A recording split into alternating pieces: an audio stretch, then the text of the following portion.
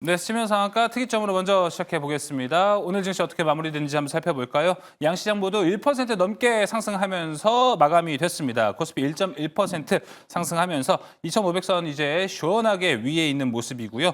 코스닥 상승세가 상당히 좀 대단한 것 같습니다.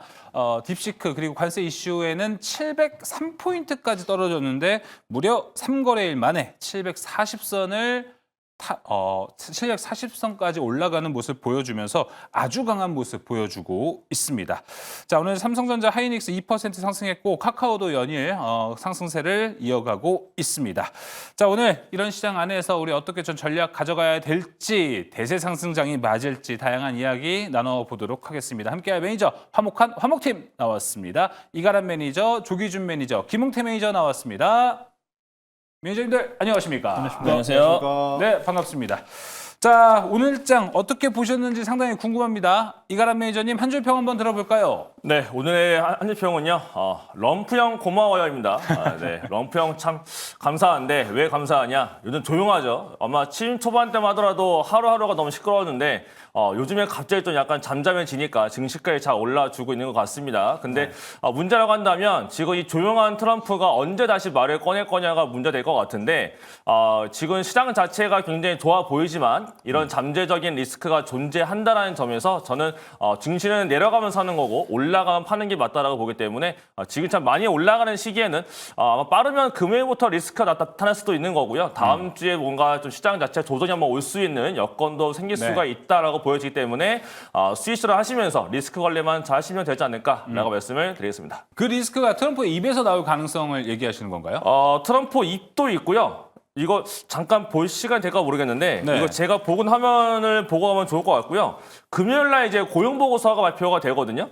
근데 고용보고서가 그냥 발표되는 게 아니고 이번 보통 2월 달과 8월 달에는 전체적으로 저 데이터 자체가 한 번씩 바뀝니다. 그래서 이전 거가 맞는지를 확인해 놓고 틀리다라고 한다면 수정을 하는데 그 수정치가 작년 8월 달에 대폭 내려갔고요.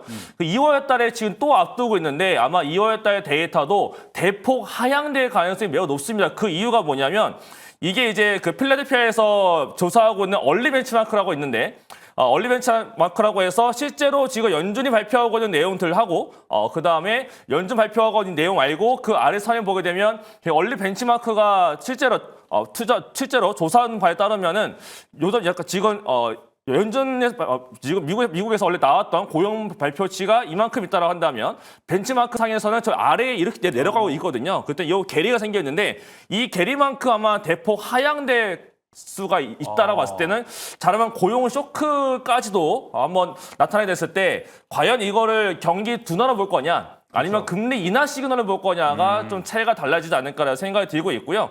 그 다음에가 또 하나 더 제 화면 같이 보면 더 좋을 것 같은데요. 네. 보통 미국 같은 경우에는 보통 2월 달에 약세가 나왔다라고 합니다. 근데 지금 약간 강세가 올라가고 있는데 전통적인 데이터에 따르면은 2월 달은 보통 미국이 약세였었고, 근데 그것도 월 초반엔 좋았는데 월 중반부터 하반부가 안 좋았다고 합니다. 지금 2월달 초반은 굉장히 좋아진 거고 그렇다는 얘기는 다음 주부터 뭔가가 액션들이 나타날 수 있다라는 게 뒤에 숨어 있다라는 것 자체가 약간 이렇게 갈 수가 있겠고 그런 상황에서 그다음에 지금 미국에서 무역 적자가 어저께 발표됐는데 굉장히 큰 무역 적자가 발표가 나왔습니다. 그렇다는 얘기는 그만큼 이제 트럼프가 관세 부과에 조금 더 신경을 쓸 만한 시기가 다시 다가오고 있지 않나라고 보고 있어서 미국 빅테크들의 어닝 발표가 다 끝났기 때문에 이제는 그 다음 모멘텀이 부재한 상황에서 결국은 지표와 트럼프의 입에 따른 뭔가 이제 변동성이 생기는 게 빠르면 금요일 그 다음에 다음 주에 나타날 수가 있는 거니까 저는 그래서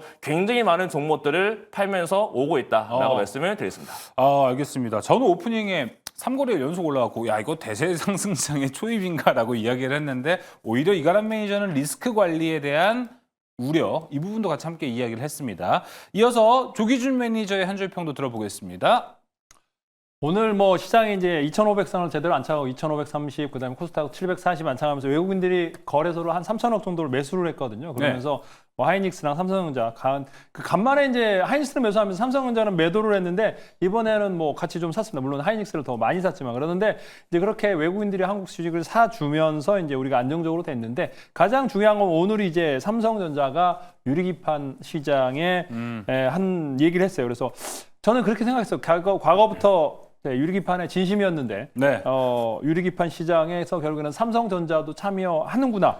그러면서 저는 이제 2025년은 유리기판의 해다라고 보고 있습니다. 그래서 인텔은 막상 2030년에 상용화를 얘기를 하고 있고 그런데 이제 다른 SKC도 그렇고 2027년, 2026년 얘기하고 있는데 지금 생각보다 많은 기업들이 지금 이제 우리나라뿐만 아니라 글로벌 빅테크 기업들도 지금 유리기판 시장을 노력을 하고 있고 TSMC뿐만 아니라 인텔 외에도 많은 빅테크 기업들이 이제 유리기판을 참여한다 얘기를 하고 있기 때문에 네. 그 도입 시기가 굉장히 빨라질 거다. 2030년이 아니고 내년 이내 올해 말부터도 이제 도입이 되지 않을까라 생각하면서 강한 상승세가 이제 나왔구나라는 생각이 듭니다. 네, 알겠습니다. 유리기판의 진심인 남자. 2025년은 유리기판의 해가 될 것이다. 자, 오늘 이 이슈 첫 번째 특이점에 준비가 되어 있으니까 함께 공부해 보시면 좋을 것 같습니다. 이어서 김웅태 매니저님 들어볼까요? 저는 오늘 기회의 장이라고 오늘 짧게 좀 표현을 하도록 하겠습니다. 오늘 모처럼 그동안의 설 연휴 이후에 금요일부터 월요일까지 낙폭이 좀 큰 모습을 보여왔는데 불과 3거래일 만에 전부 다 회복하면서 그렇죠. 지수를 박스권을 돌파를 했습니다. 특히나 코스닥에 대해서 박스권을 강하게 돌파했기 때문에 이제는 좀 상승 방향을 열어두지 않았을까라고 보고 있고요. 그동안에 밀렸던 종목들, 특히나 반도체가 많이들 밀렸었는데 거의 다 회복을 하는 모습을 보여왔고 특히나 장 막판에 유리기판 관련된 종목들이 워낙에 또 세게 올라오다 보니까 앞으로 시장에 앞서 우리 조기준 매니저님 말씀하신 것처럼 유리기판에 좀 해가 좀 되지 않을까라고 좀 기대를 하면서 오늘도 저도 여러 종목을 매수하면서 좀 마감을 좀 했습니다. 일단은 코스닥 지수는 상승세로 이어졌는데요. 역시나 오늘 대부분에 있는 ETF를 좀 보게 되면 오늘 바이오 헬스케어뿐만 아니라 바이오 액티비티 그리고 바이오 헬스케어도 오늘 전고점을 넘어가는 모습을 보여하고요. 제 거 차트만 잠깐 좀 띄워주시겠어요?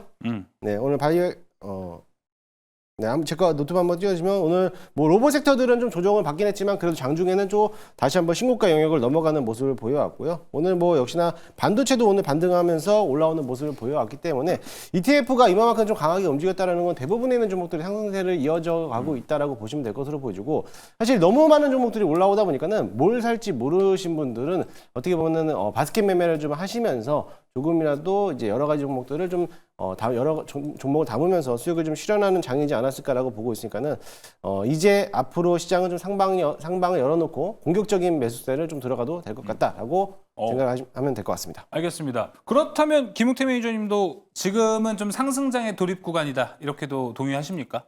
아직 상승장의 돌입하기보다는 일단 박스권을 돌파를 했기 때문에 당분간에 대한 이제 어떠한 또 2차 파동에 대한 박스권은 나오겠지만 그 안에서 변별력은 나올 수 있지만 큰 하락은 없을 거다. 왜냐하면 거기에 따라서 시장에 대한 악재는 없거든요. 네. 지금의 미중 무역 갈등은 있지만은 이미 한번 국내장에서 며칠 전에 한번 녹여놨기 때문에 앞으로 이제 트럼프 대통령에 대한 관세 부과에 대한 여파는 조금 수그라들 거라고 보여지고 있고 큰 변별력 악재가 없다라고 하면은 오히려 시장에 대해서는 수급이 아직 외국인들이 많이 나갔기 때문에 이제 외국인들만 들어온다라고 하면은 오히려 상방이 열어놓은 게 더 훨씬 더 많지 않을까라고 보고 있습니다. 네, 딥시크 그리고 관세 이후에 3거래일 연속 올라갔습니다. 당장 내일 시장은 하락을 할 수 있습니다. 지금까지 올랐던 것을 또 소화해야 되다 보니 하지만 그 추후의 움직임을 좀 더 우리가 잘 공부하기 위해서는 특이점 통해서 보시면 좋을 것 같습니다. 첫 번째 특이점 지금 들어가 보도록 하겠습니다. 첫 번째 특이점 열어주시죠.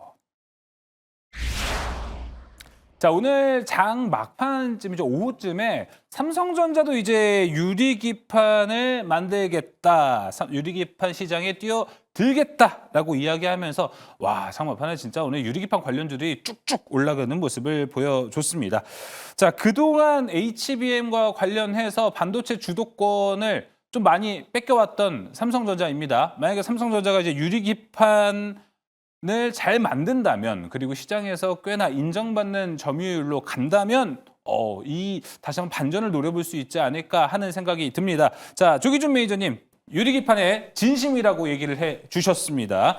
자, 이 삼성전자가 유리기판에 뛰어들었습니다.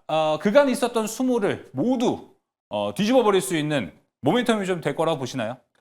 사실은 이제 뒤쳐져 있죠. 그러니까 지금 SKC가 이제 HBM에서 그 삼성전자가 SK에다가 이제 뒤쳐져 있는 상황에서 HBM도 아직도 못 따라가고 있는 상황에서 결국에는 유리기판도 뒤진다라고 하면은 정말로 큰 문제가 되기 때문에 요번에 이제 사법 리스크를 해소하면서 이제 정신을 차린 건지, 그전에는 사법 리스크 때문에 법원에 왔다 갔다 하면서 정신을 못 차렸다고. 근데 요번에 엊그제 이제 해소되면서 차리지 않았나 생각이 듭니다. 그러니까 지금 SKC는 지금 앱솔루스를 통해서, 자회사를 통해서 기판을 지금 이제 샘플을 만들어서 지금 현재 고객 확보를 위해서 노력하고 있는데, 삼성도 한다고는 했는데 아직까지 뭐 2026년, 2027년 뭐 나온다라고 했는데 이제 공개적으로 얘기를 했다라는 거는 그만큼 유리기판에 대해서 이제 투자를 제대로 하겠다라는 측면으로 보시면 될 것 같고요. 이제 왜 유리기판을 하는지를 이제 제가 좀 너무 서둘러서 작년부터 유리기판을 너무 빨리 산 것 같다는 생각도 드는데, 자, 열전도 관련해서 이제 이게 왜 사야 되는지, 그러니까 왜 유리기판이 왜 필요한지. 이제 필요한지를 보면 이제 우수한 열전도들, 지금 현재 그러니까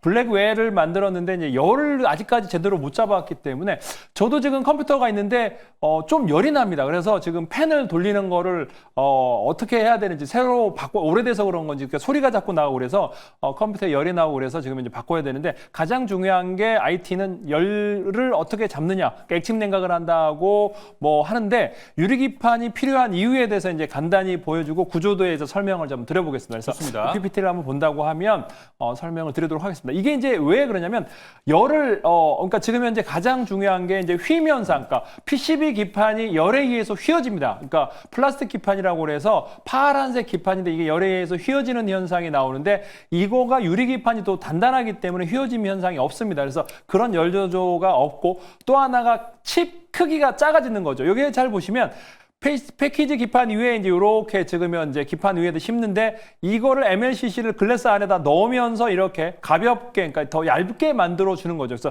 휘 현상을 없고 열전도들을 잡으면서 크기를 줄일 수 있기 때문에 이제 이게 미래의 기판 사업이다라고 보시면 될 것 같고, 여기에 이제 엄청나게 많은 기업들이 인텔을 가장 앞서 있는데 AMD, 브로드컴, 엔비디아 그부터 시작해서 제가 말씀드리고 싶은 게 이제 요런, 그러니까 기업들 이제 인텔부터 시작해서 엔비디아, 브로드컴, PCB 기판, 여기에 지금 현재 이제 대부분 빅테크 기업들만 한다고 했는데, 지금 현재의 삼성까지, 그러니까 SKC, 앱솔릭스까지 이제 참여를 한다. 그러니까 지금 AMD도 파일럿 라인과 더불어 제품을 2028년 적용하겠다라고 하는데, 이 얘기가 지금 현재 전 모든 기업들이 이제 더 땡길 거라, 투자를 더 확대를 하면서 더 땡길 거라는 겁니다. 그래서 그런 투자 확대와 더불어 이제 SKC가 가장 앞서가고 있고, 엔비디아에도 공급하는데, 네. 그러면서 여기 이제 TSMC도 안 나오는데 TSMC도부터 시작해서 글로벌 뭐 이비덴, 신코덴키, 그다음에 나냐, 그러니까 PCB, 우리가 기본적으로 PCB 기판을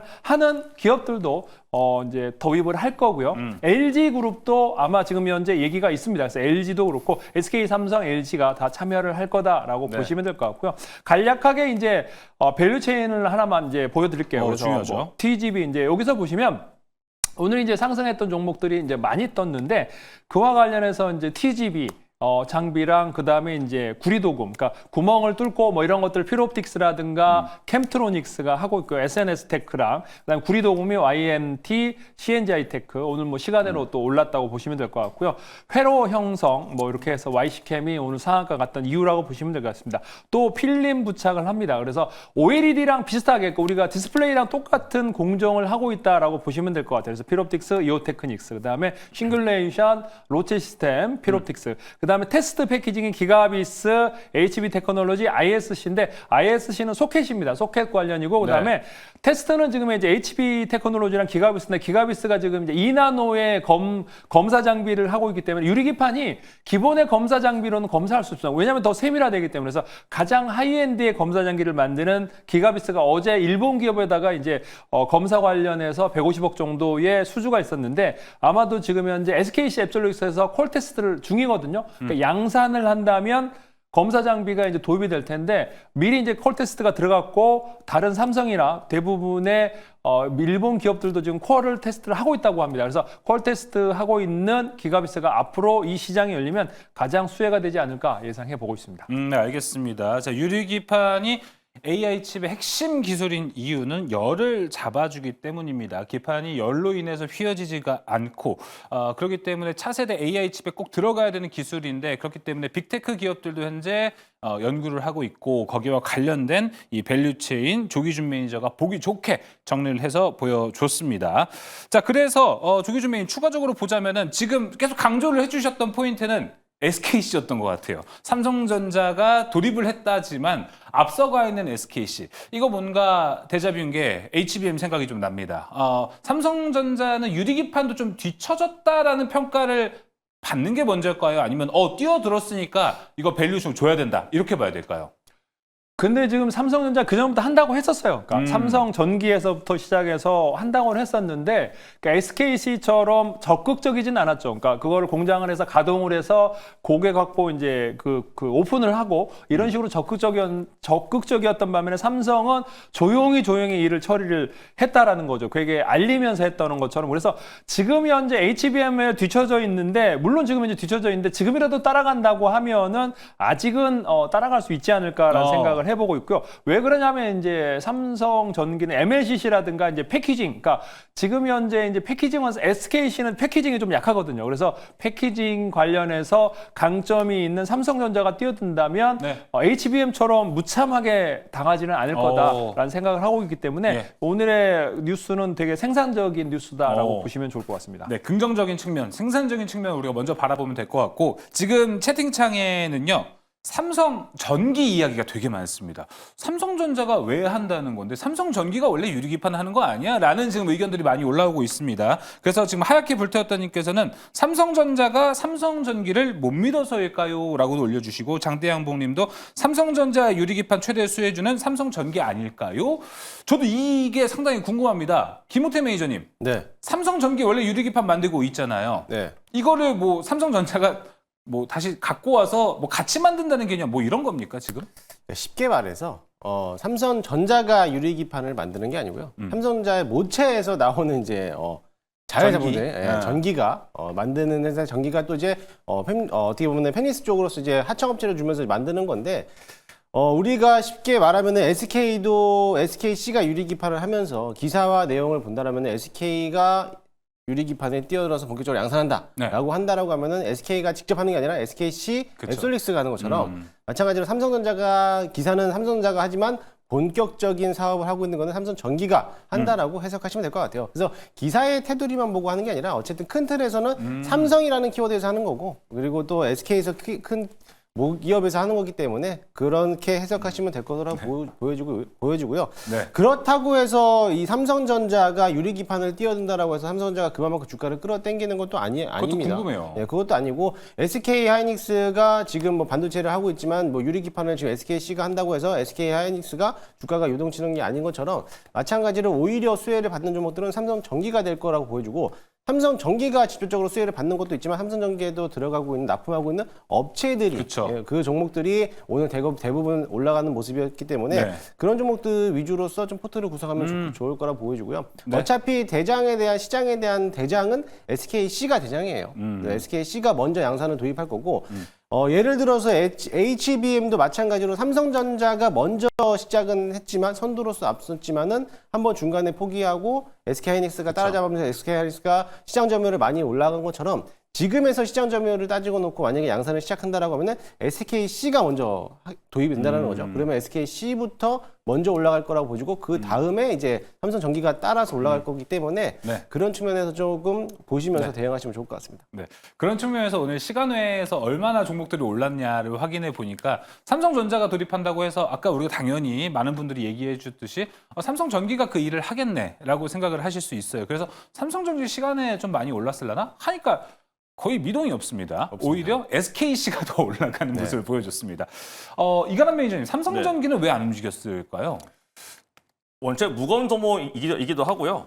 그다음에 지금 SKC가 진짜 앞서 있는 게 맞고 삼성전기가 후발로 따라가고 있는 상황이다 보니까 아마 그래서 더 이슈 자체가 삼성보다는 SKC 쪽에 몰린 것 같고 사실은 원래 삼성전자가 들어온다라고 하게 되면 경쟁사가 생기는 거기 때문에 따지고 보게 되면 SKC 쪽에 관련된 종목들은 내려갔어야지 맞는 게 그쵸. 아닐까 싶은데 그렇게 보기보다는 산업적으로 확실히 좀 커져나가는 구간이다라고 봤기 때문에 아마 삼성전자까지 뛰어드는 만큼 이쪽 자체의 산업군 자체가 커진다라는 관점에서 다 같이 올랐던 것 같고요. 그리고 또 새로운 테마가 또 없었고 그다음에 다음 주 화요일 날 SKC가 4분기 발표가 나오는데 결국 SKC에 대한 관심은 동박보다는 아무래도 자회사 쪽에서 하고 있는 유리기판 관련된 컨퍼런스콜 내용이 더 궁금할 거기 때문에 결국 어닝 발표 앞두고서 이슈몰이가 이제 다시 한번 다음 주 화요일까지 된다라는 관점에서 보면 될 것 같아서 이 관련된 종목들도 결국은 다음 주 화요일 또는 수요일까지는 좀 더 강세가 이어질 수 있지 않을까라고 생각이 들고 네. SKC뿐만 아니라 삼성 관련 밸류체인까지 결국 다 같이 봐야 될 것 같고요. 다만 이제 문제라고 한다면 실제로 SKC에 들어가고 있는 SK에서리스에 들어가고 있는 장비사는 몇 군데 안 되고 삼성전기화하는 국내 기업은 진짜 극소수에 불과할 정도로 국내에서 원래 실제 수혜 보는 기업은 몇 군데 안 내지만 나도 이런 거 할 수 있다라고 발표한 기업이 원체 많기 때문에 다 같이 올라온 테마로 봐야 될 것 같고 그다음에 지금 이렇게 올라가게 되면 실적을 따지시는 분들은 굉장히 많은데요.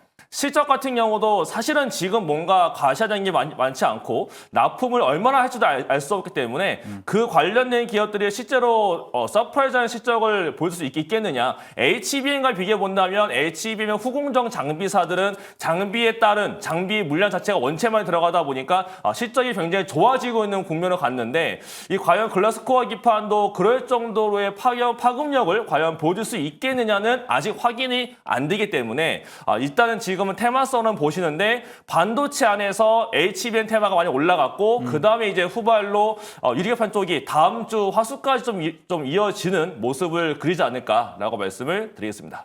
진짜 유리기판 종목을 찾는 과정이 꼭 필요할 것 같습니다. 그러다 보니까 어떻게 하면 밸류를 잘 받는 종목을 잘 고를 수 있을까? 아까 이제 조기준 매니저님이 보여주셨던 자료, 밸류 체인을 쫙 한번 보니까 뭐 다양한 게 있었습니다. TGV, 뭐 구리도금, 회로 형성, ABF 필름, 뭐 이런 거 좀 올려주셨는데 핵심을 보니까 제일 많이 나온 종목 뭐야? 그러니까 피롭틱스가 바로 보여요. 저 정도로 피롭틱스가 정말 중심에 있는 종목이구나라고 생각이 드는데 저 많은 공정들이 있습니다. 조기준 매니저님 어디가 가장 중요하다고 보세요? 나 다 중요하죠. 그러니까 모든 부분. 그러니까 이제 저는 이제 이 얘기를 보면서 이렇게 생각했어요. 그러니까 삼성에서 이제 이거를 한다라고 했었을 때, 그러니까 이 추측입니다. 그러니까 제가 확인한 건 아니고.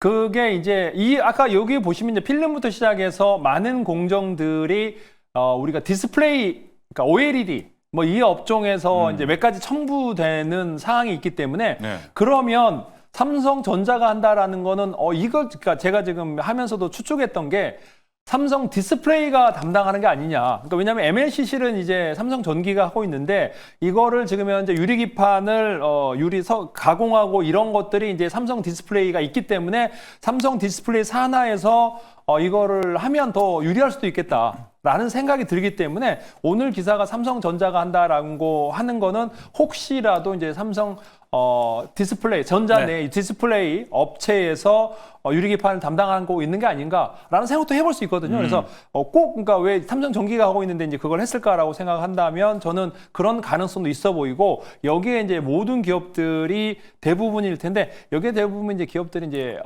해외 기업하고 경쟁을 해야 됩니다. 그러니까 우리나라 기업만 하는 게 아니고 일본부터 시작해서 이제 많은 기업들이 이제 일본 부품들을 쓸 거고 또 장비랑 경쟁해야 되고 우리나라 장비들만 대부분 써 있는데 이제 외국산 장비와 더불어 뭐 검사 장비까지 그래서 가장 뭐 많이 나온 게 이제 도움이 될 수도 있겠지만은 또 그렇지 않을 수도 있다.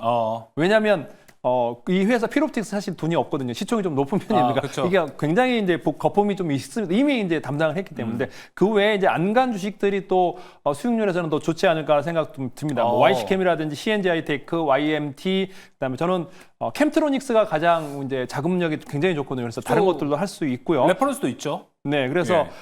오늘 실적도 380억 정도 굉장히 잘 나왔어요. 그래서 자금력도 도움이 되기 때문에 FNS 테크도 그렇고 그래서 다른 기업도 다 같이 유심히 살펴볼 필요가 있다라고 보고 있습니다. 네, 알겠습니다. 다양한 종목들 이야기 좀 해주셨고 김웅태 매니저님도 저 공정에서 좀 중요하다 생각하시는 게 있으시면은 말씀해 주시고 비슷한 생각이다라고 하시면 다른 질문을 좀 해보도록 할게요. 똑같은 생각인데 네, 아까 그 표 안에서 종목이 하나 빠졌어요.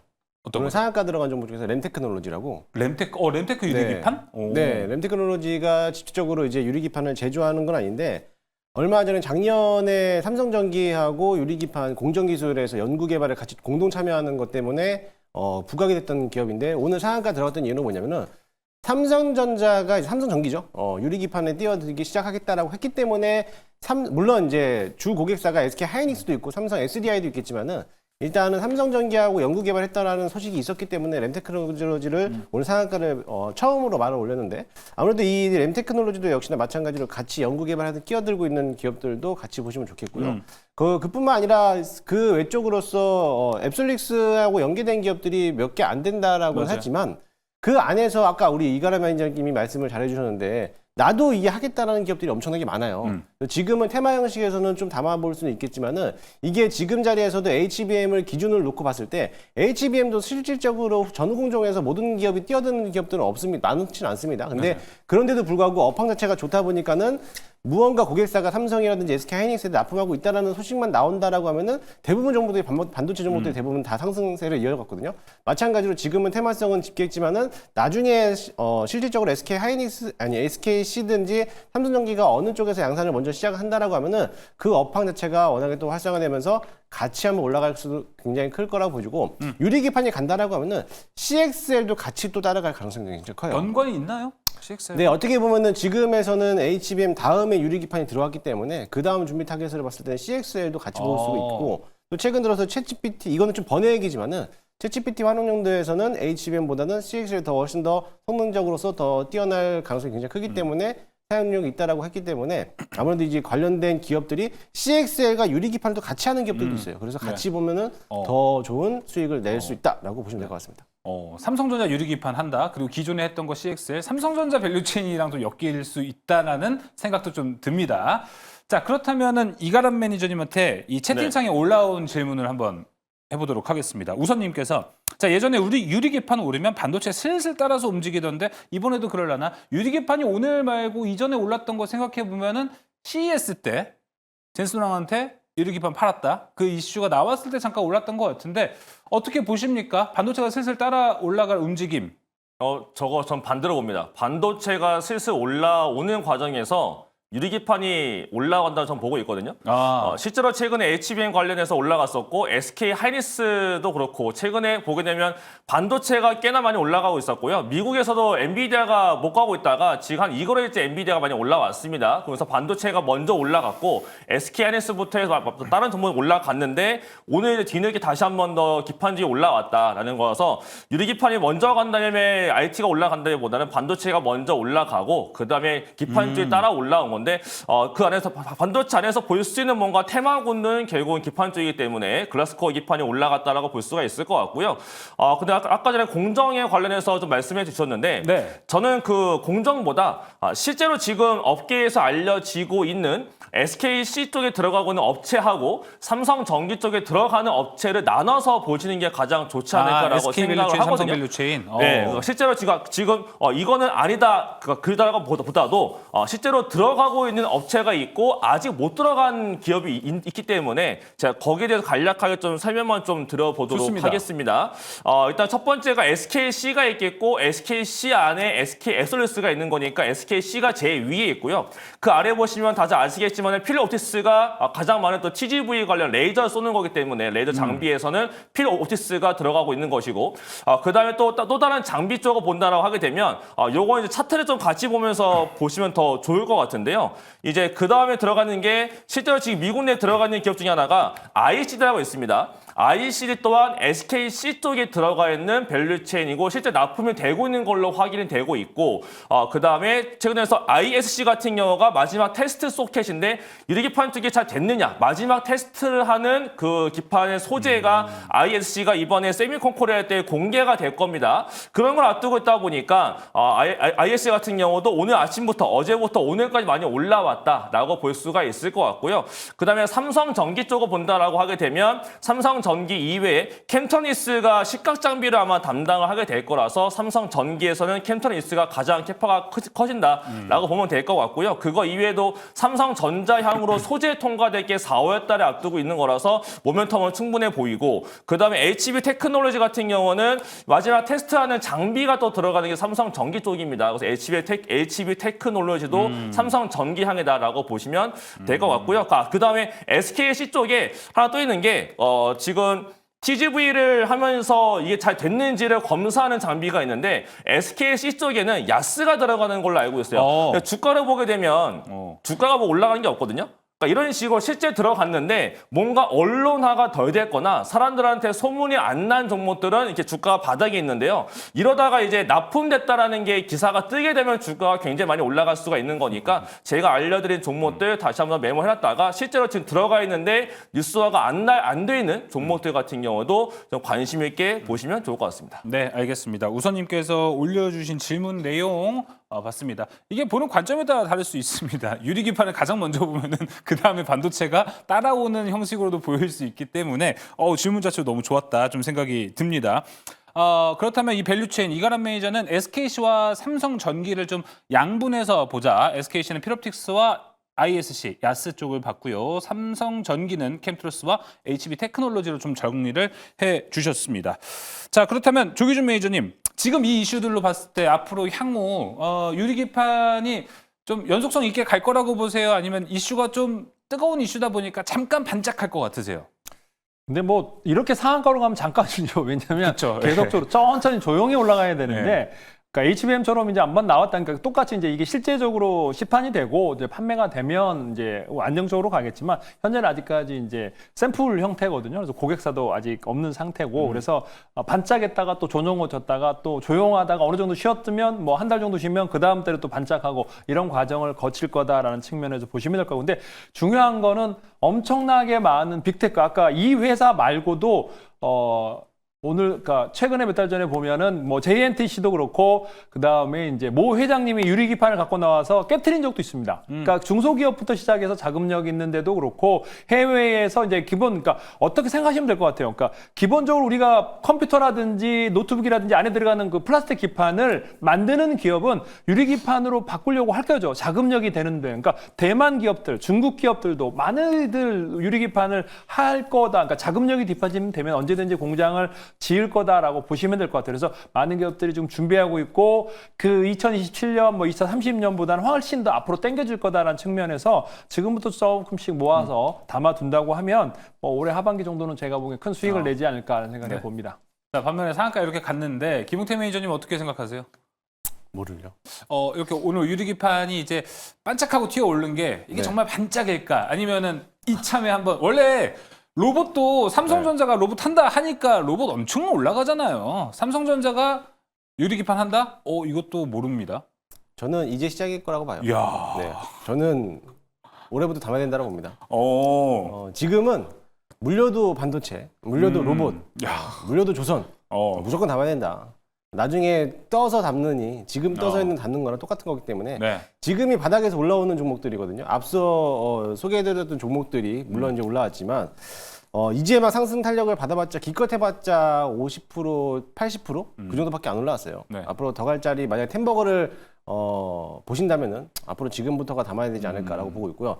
HBM도 그렇게 올라갔습니다. HBM도 시작 때부터는 HBM1, HBM2 나올 때는 그렇게 안 움직이다가 HBM3다가 나오다 보니까는 그때부터 이제 한미반도체가 움직이기 시작을 했고 3, 2, 뭐 8단 적층, 12단 적층 나오기 전부터 움직였기 때문에 지금 양산이 되진 않았지만 주 고객사가 지금 잠정적으로는 엔비디아를 칭하고 있잖아요. 그렇기 때문에 엔비디아에 대한 주 고객사라고 예상을 하고 그러고 지금 대응해도 늦지 않을 거라 보고 있고요. 로봇 종목들도 역시나 마찬가지로 지금에서는 이제 개발하고 있는 단계지만은 주 고객사를 어디에다 납품하고 있는지는 아무도 없습니다. 실질적으로 로봇 관련된 종목들은 대부분의 종목들이 실적이 다 꽝이에요. 다 적자 기업이란 말이죠. 그만큼 기대 수익으로서 그만큼 올라왔기 때문에 마찬가지로 유리기판도 지금은 테마성으로서 보일 수는 있겠지만은 이게 한 차례 더 올라간다라고 하면은 이 테마성을 넘어서서 아무래도 기대 수익으로서 아마 시장에 대한 주도 업종이 또 따다르게 네. 또 샛별로 또 오를 수 있다라고 보시면 될 것 같습니다. 이제 시작이다. 네. 텐베가 우리 기대해 볼 수 있을지 궁금합니다. 물려도 반도체, 물려도 조선 이야기했습니다.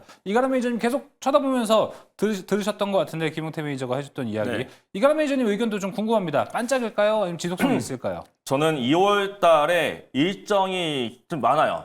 그래서 저는 보통 일정들 좋아하기 때문에 그쵸. 일정만 간략하게 브리핑해 드린다면 일단은 2월 11일 날 다음 주 화요일 날 SKC의 4분기 발표가 나옵니다. 그 자리에서 그 자리에서도 다시 한 번 더 기판 관련 코멘트가 나올 수가 있을 거기 때문에 주가가 좀 미리 올라간다라고 볼 수가 있겠고요.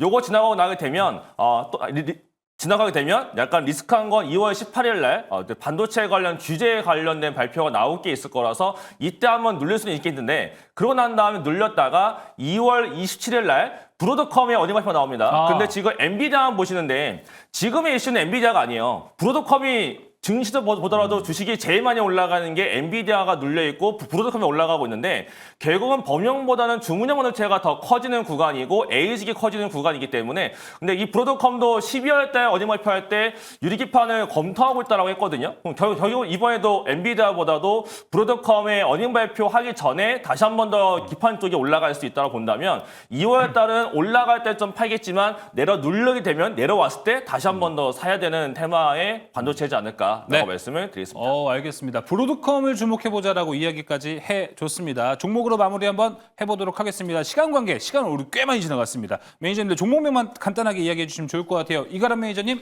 네, 저는 일단 가장 먼저 보는 게 SKC 안에 있는 ISC가 가장 커질 걸로 보고 있어서 탑픽은 무조건 ISC를 늘 강조하고 있고요. 그 다음에는 뭐 YC캠까지 보시면 좋을 것 같습니다. ISC, YC캠 들어봤고요. 조기준 매니저님. 저는 이제 뭐 그 HBM은 세 개 회사밖에 못 만드는데 유리기판은 엄청나게 많은 회사가 만들고 있기 때문에 수요처가 많다라는 거죠. 그만큼 시장이 풍부하다라고 보고 있고 그와 관련해서 저는 기가비스와 그렇죠. 캠트로닉스 두 종목을 보고 있습니다. 네, 기가비스 시간도 곧 올 것 같습니다. 기가비스, 캠트로닉스 들어봤고요. 김용태 매니저님. 저는 다 종목들이 오픈됐기 때문에 별도로 딱 한 종목만 픽해서 본다라고 하면은 한빈 레이저 보겠습니다. 한빈 레이저. 이거 좀 네. 생소한데요, 여긴 좀. 한빈 레이저도 오늘 상승세를 이어졌는데 가장 중요한 거는 기판을 어떻게 잘 커팅하는 그렇죠, 게 중요한 겁니다. 유일하게 국내에서 이 커팅 기술, 유리 기판 커팅 기술을 가지고 있는 게 한빈 레이저입니다. 그래서 네. 이것만 보셔도 좋을 것 같습니다. 알겠습니다. 레이저로 커팅을 하는 한빈 레이저까지 여기 들어봤습니다. 첫 번째 유리기판 이야기 마무리해보고요. 두 번째 특이점으로 지금 들어가 보겠습니다. 두 번째 특이점 열어주시죠.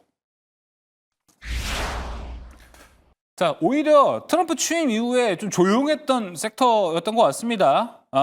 더군다나 최근에 트럼프가 가자지구 안보 문제 해결 이야기하면서 지금 진짜 폭탄 발언을 해서 여기 이 청사진, 러시아 우크라이나에 대한 청사진에 대한 관심이 높습니다. 오히려 이왕 이렇게 된 거 더 강하게 나갈지 아니면 좀 조심스럽게 이야기를 할지 상당히 궁금해지는 것 같은데 일단은 신문 기사, 보도를 통해서 보면 다음 주 금요일에 열리는 미넨 안보회의에서 공개될 가능성이 높다고 합니다. 러시아 우크라이나 종전 청사진이요. 자, 그렇다면 김용태 매니저님 어떤 내용들이 좀 있을 거라고 보시나요? 저도 모르죠. 그렇죠. 네. 예상 내용은 없어요? 네.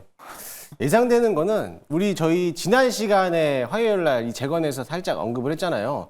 그래서 지금 그동안의 시장이 어떻게 보면은 관세로 인한 피해받은 업종들 또는 오히려 그 관세에 따라서 피해를 피해가는 업종들이라고 이렇게 하면서 얘기를 했는데 그랬을 때 재건주들도 같이 밀렸거든요. 그러면서 어떻게 보면 시장에서 주 업종으로서 인기몰이를 했던 로봇이라든지 아니면 최근 들어서 많이 올라왔던 종목들이 지금은 너무나 많이 올라왔기 때문에 그 피로도감으로서 오늘 조정 나왔을 때 갑작스런 재건 테마들에 대한 이슈가 나오다 보니까는 오늘 급등하는 모습을 보였고 사실 사전에 어제부터 움직이기 시작을 했어요. 그러면서 오늘 재건 테마주들이 움직였는데 마찬가지로 시장에서는 주목받을 수 있는 새로운 이슈가 계속적으로 나올 때마다 그때 재건 종목들을 담아봐도 된다라고 지금 그때 언급해드렸거든요. 그러니까는 테마성으로만 보고 길게 보는 것보다도 일단은 지금은 당장에서는 테마성으로 보고 그러고 나서 실질적으로 우크라이나와 러시아에 대한 협상 카드가 어떻게 세부적으로 나올 것인지 만남을 성사할 것인지 아니면 통화하는 내용들이 언제 날짜로 정해질 것인지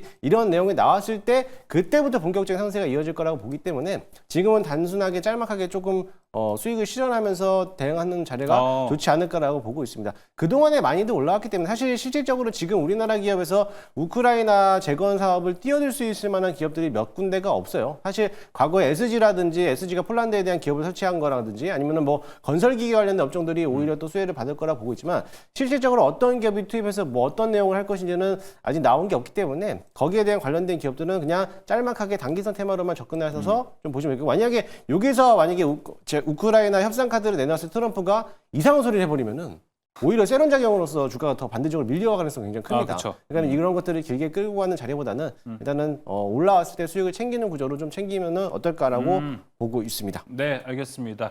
세론에 대한 우려도 상당히 있을 수 있습니다. 지금 뭐 트럼프의 입에서 나오는 얘기만 들으면 진짜 종전 되나 보다 이렇게 생각이 들 수도 있는데 이게 지금 복잡한 이슈들이 많아요. 막 우크라이나 나토 가입부터 있고 EU의 입장부터 있고 되게 복잡한데 여기 또 유럽 쪽은 또 입장이 다르다. 좀 여러 가지 이야기들이 있어요. 그러다 보니까 이게 트럼프 입만 믿고 보긴 좀 애매하지 않나? 종전이라는 게 쉽게 못 다가오지 않을까 그렇게 좀 생각이 듭니다.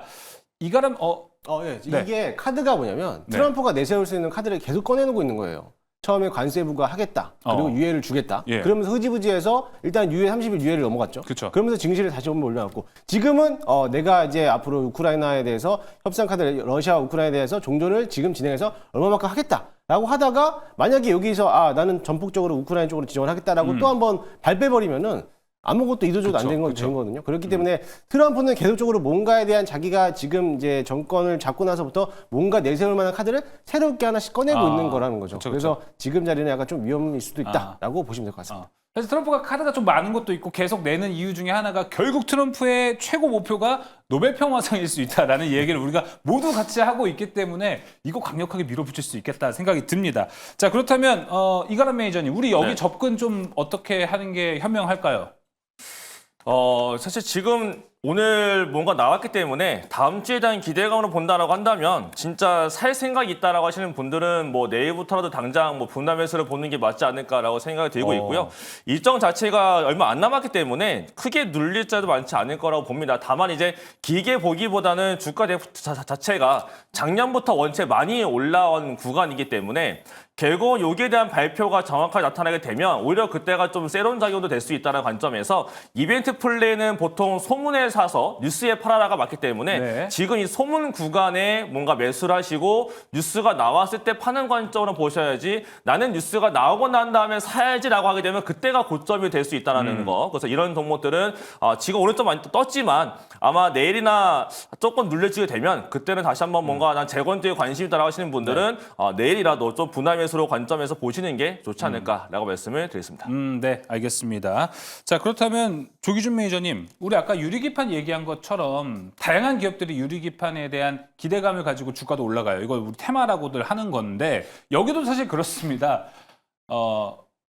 종전 그리고 재건 테마로 엄청나게 많은 종목들이 있는데 실제로 종전돼서 우크라이나 가서 재건에 도움이 되는 기업들이 어디가 있을까라고 생각을 하고 투자를 해야 되는 건지 아니면 계속해서 좀 테마성으로만 접근해야 되는 건지 이건 좀 궁금한데요.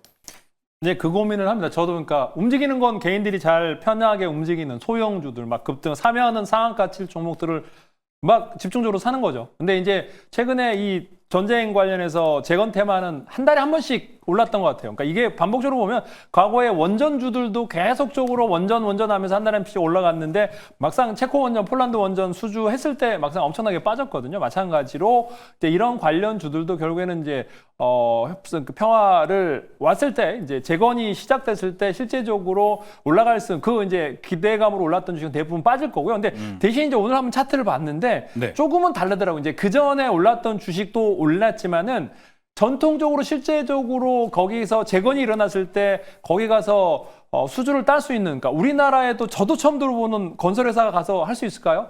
자무책으로 안 되는데 사무실 차릴 수도 없습니다. 근데 오늘 보면 DLENC라든지 대우건설이라든지 현대건설 차트가 이제 대형건설사. 이평선을 뚫고 골든크로스가 나기 시작하더라고요. 그러면서 그러니까 실제적으로 거기 가서 해외에서 수주를 했고 최근에 이제 뭐 여러 가지 인지도가 있는 기업들, 자금력과 인력, 뭐 해외 경험치가 있는, 그러니까 해외 나가서 수주를 했던 경험치가 있어야지만 이 수주를 하는 거거든요. 그래서 그런 DLC라 ENC라든지 대우건설이라든지 이런 쪽의 종목들이 움직이기 시작하니까 그런 이제 그때 막상 됐을 때 실제적으로 이제 수주가 될 수 있는 회사들이 이제 올라갈 텐데 생각보다 제가 보기에는 전 세계가 다 달려들 거고 또 우리나라가 가서 이제 하더라도 뭐 나눠먹기가 될 가능성이 높아 보이지 않나라는 생각에서 너무 큰 기대감을 갖는 거는 저는 결코 좋은 것 같지는 않다라는 생각을 해보고 있습니다. 알겠습니다. 추가적으로 조금 더 여쭤보자면 조기준 매니저님, 아까 대형 건설사 이야기를 해주셨잖아요. 우크라 재건 모멘텀 대형 건설사 투자 포인트는 좀 있다고 보세요. 왜냐하면 여기가 주택시장 생각하면 또 별로 매매하고 싶지는 않은 섹터거든요.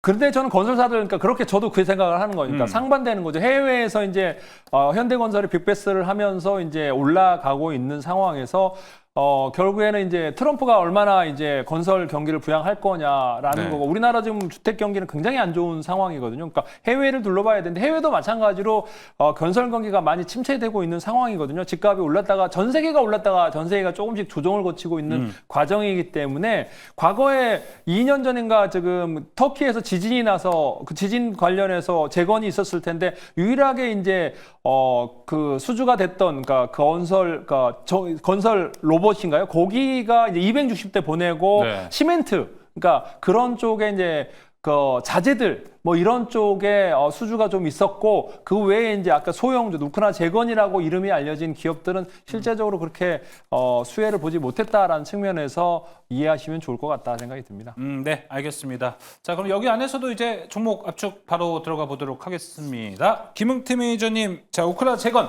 아무래도 눌림목에서 들어갈 종목을 좋은 종목 잡아보면 좋을 것 같은데 어디가 있을까요? 저는 일단은 지금 폴란드 지역에다가 이제 건설사 이제 지분을 놓고 있는 기업을 봤을 때는 저는 SG가 지난번에도 한번 과거에 이제 폴란드 우크라이나하고 이제 협업 관계를 가지고 있던 유일한 기업이기 때문에 SG를 한번 보시면 좋겠고요. 또 여기에 플러스 되는 거는 결론적으로는 우크라이나 건설이 중요하지만 어떻게 보면 거기에 대해서 건설 기계 업종들이 먼저 움직여야 되거든요. 그렇죠, 그렇죠. 그렇게 했을 때 그런 것도 좋고 이제 어떻게 보면 지금은 건설도 중요하지만 거기에 대한 먹기 위한 농작물 해서는 이제 대동기업. 지난번에도 이제 매수를 했었는데 대동기업가 아마 좀 수혜를 먼저 받지 않을까 그렇게 보시면 될 것 같습니다. 네, SG와 대동기업까지 한번 보시면 좋을 것 같고요. 이가람 매니저의 종목은요? 저도 똑같이 전진건설 로봇이랑 뭐 SG 정도가 제일 좋지 않을까라고 말씀을 드리겠습니다. 네, SG와 전진건설 로봇 이야기 들어봤습니다. 조기준 매니저님. 저는 이제 현대 인프라 코어를 말씀드렸는데 그거보다는 잘 안 알려진 거 한번 두 종목, 거래가 없는 종목인데 두 개를 알렸는데 아세아 시멘트, 그러니까 결국에는 건설했을 때 시멘트가 가장 필요하고요. 그쵸. 실적 대비 아시아 시멘트가 엄청나게 1,600억씩 버는데도 안 움직였습니다. 그러니까 엄청나게 실적이 뒷받침되는데 너무 소외줍니다. 그러니까 건설 시멘트 했을 때 이제 우리나라 시멘트가 엄청나게 강자입니다. 그래서 해외 수주가 나올 가능성이 높고 또 하나가 이제 삼목 S폼이라고 종목을 하나 말씀드리는데 여기도 지금 현재 이제 갱폼이라고 뭐 이런 것부터 시작해서 이제 비대라고, 그러니까 저기 건설했을 때 이제 뭐 이렇게 판넬 뭐 이런 것들을 만드는 건데 지금 1,200억씩 영업이익이 나오고 있는 회사입니다. 그래서 삼목 S폼 같은 실적 우량주, 그러니까 시총이 2,000억대인데 지금 1,200억 영업이익이 나오고 있는 회사를 보면 SY 스틸텍에 비교했을 때 시총이 비슷할 이유가 없거든요. 그래서 실적 베이스로 삼목 S폼과 아시아 시멘트 한번 말씀드리겠습니다. 매니저님, 아세아 시멘트가 재건주로 움직여 본 적이 있나요, 근데? 없습니다. 없어요. 근데 실적주의, 근데 있습니다. 과거에도 보면은, 그러니까 나중에 끝 무렵에 이제 막상 수주가 됐을 때 시멘트 관련주들이 잠깐 움직이긴 합니다. 그래서 기회는 있다라고 보니까 그 기존의 테마주들이 움직이다가 결국에는 건설, 현대건설 갔다가 시멘트주들이 한 번은 움직입니다. 그렇기 때문에 한 번을 위해서. 한 번을 위해서 사보는 것도 괜찮지 않을까 싶습니다. 네, 알겠습니다. 배당도 주고요. 배당도 괜찮고 그렇습니다. 예. 그래서 배당 성향도 체크해 보시면서 메모해 볼 것도 좋을 것 같습니다. 네, 아세아시멘트, HD 인프라코어, 삼목에스폼 세 종목 이야기 들어봤습니다. 두 번째 특이점 여기서 마무리해 보도록 하겠습니다. 세 번째 특이점으로 넘어갈게요. 세 번째 특이점 열어주시죠. 네, 어제부터 이제 카카오가 딥시크 사용하지 않겠다, 딥시크 차단에 대한 이야기를 첫 번째로 하면서부터 저는 사실 카카오 오픈 AI 동맹 맺었으니까 뭔가 상도로 안 하는 건가 이렇게 했는데 그걸 시작으로 해서 우리나라 다양한 기업들, 공기업들까지도 딥시크 차단에 동참을 했습니다. 자, 이가람 매니저님, 이 개인정보 수집과 딥시크는 어떤 연관관계가 있어서 이러는 건가요? 아무래도 딥시크 중국 쪽에 대해 가입을 하게 되면 거기서 가져가는 개인정보가 굉장히 많고 그다음에 그 개인정보를 가지고서 어떻게 쓰는지를 우리가 알 수가 없기 때문에 중국 자체가 보안 쪽에 대한 문제가 좀 상당히 크게 불거지고 있습니다. 그래서 지금 미국도 안 쓰겠다라고 하고 있고 국내 기업들도 전부 다 딥시크를 안 쓰겠다, 쓰지 마라 그렇게 하고 있는 것 같은데 그에 따라서 보안주가 오늘 좀 많이 올라갔다라고 합니다만 저는 사실 보안주가 이렇게 올라갈 일인가라는 생각이 듭니다. 왜냐하면 안 쓰면 되는 건데 안 쓰는데 보안주가 올랐다라고 해서 이건 그냥 단순 테마로서 올라간 게 아니었나라고 생각을 하고 있고 다만 보안주 같은 경우에는 이벤트가 또 있는 게 결국 국내 같은 경우는 양자 컴퓨터 관련된 종목들 자체가 대부분이 다 양자 관련된 보안주입니다. 그래서 대부분 다 보안적 엮이기 때문에 결국 보안주들은 3월 달에 엔비디아의 개발자 컨퍼런스 앞두고 양자 컴퓨터 관련된 게 다시 한 번 더 올라갈 수가 있을 거라서 보안주들 계속적으로 관심 있게 봐야 될 필요가 있을 거고요. 그다음에 미국 내에서 양자 컴퓨터가 계속적으로 올라가는 모습이 나타나주고 있는데 지금 개별적으로 이번 달에 다 개발자 컨퍼런스가 다 잡혀 있습니다. 그래서 어저께도 많은 종목이 올라간 만큼 국내에서도 양자 컴퓨팅 관련된 보안 쪽, 그다음에 그냥 아예 보안 테마들 이런 것들도 사실은 그렇게까지 뭔가 기대감을 많이 가져가기 좀 어렵긴 하지만은 시장 자체가 크게 움직이지 않을 때는 양자 컴퓨터 쪽을 보시면서 양자 컴퓨터 안에 있는 양자 관련된 보안 종목들은 좀 관심 있게 보시면 결국 3월 달까지는 좀 먹거리가 나오지 않을까라는 관점에서 보시면 더 좋을 것 같습니다. 알겠습니다. 여기 딥시크 보안이라든지 양자 보안이나 같은 보안으로 다 쳐주는 거죠, 우리 시장에서는. 네, 맞습니다. 네, 알겠습니다. 지금 3월에 엔비디아의 개발자 컨퍼런스 여기에 또 주요 주제가 지금 양자가 준비가 되어 있기 때문에 이 이벤트와 연관지어서 본다면 보안 관련주 3월 우리가 기대해봐도 괜찮을 것 같습니다. 자, 조기준 매니저님, 오늘 보안주들 보면요 대부분 또 장 초반에 엄청 강했어요. 근데 거의 끝까지 올라간 종목이 있었는지 잘 모르겠습니다. 다 윗꼬리를 달고 내려왔는데 이거 지금 매수할 기회를 줬다고 보십니까? 아니면 또 다시 한번 그 후를 기대해봐야 되는 겁니까? 보안주 정말 좋다면 열심히 찾아서 살겠죠. 네. 근데 그럴 만한 보안주가 우리나라에 있나 싶기도 하고요. 그래서 대부분 이제 내수용이거든요. 그러니까 해외 진출을 할 수 있는 보안 관련 주들이 생각보다 많이 없고 그냥 우리나라의 통신사 아니면은 금융기관, 정부기관을 상대로 하는 소형사들이고 굉장히 중소형사들이 난립돼 있습니다. 그래서 어떤 정말 여기서 해외의 어떤 보안을 커버할 수 있는 회사가 나온다면 묻지도 따지지 말고 사야 될 텐데 오늘 그러면서 한번 그러니까 실적이라든가 이런 것들을 살펴봤는데 실적이 잘 나오는 기업이 없습니다. 그러니까 대부분 우리가 그리고 핸드폰 할 때 핸드폰이든 컴퓨터 보안 뭐 씁니까? 알약 아니면 V3 이 정도가 다이고 대부분 B2B 위주의 보안 회사들이 대부분인데 B2C를 하는 것도 별로 많이 없고 그래서 그러면서 이제 최근에 이제 움직이는 주식이 이제 센즈랩이라는 주식이 막 급등을 하고 이제 거래량이 동반되긴 하지만 재무제표라든가 내용을 따져 보면은 생각보다 그러니까 아직까지 너무나 매력적이진 못하다. 나쁘다고는 볼 수는 없지만은 좋은 회사들이긴 하지만 정말 양자 암호 관련해서 엑스게이트도 많이 올라왔는데 정말 양자의 어떤 기술이 있는 건지를 의구심을 갖고, 그러니까 주가를 이제 살 때 보면 엑스게이트가 양자 암호야라고 하면서 대장주다라고 판단하지 그 회사가 양자에 어떤 기술이 있는지는 아무도 신경 안 쓰는 거죠. 그러니까 테마주라고 보시면 될 것 같아요. 그렇기 때문에 조금만 올라가더라도 상이 무너지면 금방 팔게 되고 그래서 테마주의 양상을 띠기 때문에 대부분 윗꼬리를 달고 밀리고 있는 게 아닌가 라는 생각을 하고 있습니다. 네, 알겠습니다. 자, 그러면은 이 정도로 좀 기업들, 우리나라의 보안을 이라고 말하면서 우량한 기업이 없다고, 우량한 종목이 없는 건 좀 아쉽습니다. 근데 뭐 지금 전국에서도 뭐 좀비 기업 퇴출 뭐 이런 얘기도 같이 하고 있습니다. 근데 이 안에 사실 보안주들이 많이 포함이 될 것 같아서 지금 뭐 양자도 있고요. 지금 AI 소프트웨어도 상당히 강합니다. 이럴 때 보안주 한번 봐주는 것도 좋을 것 같은데 여러 가지로 봤을 때 매력적인 건 좀 없는 것 같습니다. 김웅태 매니저님 보셨을 때도 그렇습니까 지금? 단기 테마죠. 단기 테마. 전형적인 단기 테마. 그럼 오늘 같은 날 올랐으니까 네. 기다려야겠네요. 그렇죠. 예. 기다려야 되고 뭐 담아도 상관없을 것 같아요. 담아도 며칠만 한번 급등하고 나서 그러고 차익 실현 물량이 쏟아져 나오지 않을까라고 보고 있고요. 최초에는 처음에는 딥페이스였나요? 딥페이크? 딥페이크 때문에 보안에 대한 경각심이 좀 생기면서 또 이제 보안 업종들이 올라왔고 예. 이번에는 또 딥시크 때문에 또 보안이 또 올라왔고 또 양자 컴퓨터다 올라오니까는 또 그것 때문에 또 보안이 올라왔고 또 이제는 이제 또 다시 이제 비트코인 또 이제 가격대가 올라가면 또 거기에 대한 이제 보안이 또 강화될 수밖에 없다라고 해서 많이 걸리네요. 또 보안이 올라갈 거기 때문에 계속적으로 올라갈 겁니다. 그러니까는 어떻게 보면은 이 보안 안에 빅텍이라고 해야 되나? 빅텍도 북한이 미사일 쏠 때마다 올라오는 것처럼 예. 보안도 뭔가 이슈가 생길 때마다 그러니까 전자상거래에서 이슈만 생길 때마다 예. 이제 시장에서 주목받는 것은 보안이기 때문에 그런 식으로 테마로서 보면 좋을 것 같습니다. 네, 알겠습니다. 얻어 걸리는 건 되게 많습니다. 양자에도 걸리죠. 비트코인도 얻어 걸리고요. 이런 걸 생각해 본다면은 좀 조용할 때 미리 한번 선점해 보는 거 괜찮을 것 같습니다. 그럼 이가람 매니저님 지금 AI 소프트웨어 또 엄청 핫하잖아요. 그렇죠. 이렇게 핫할 때 이 섹터, 소프트웨어 섹터가 넓어지면 또 보안에 걸친단 말이죠. 그렇죠. 이거 어떻게 보세요? 안 좋게 봅니다.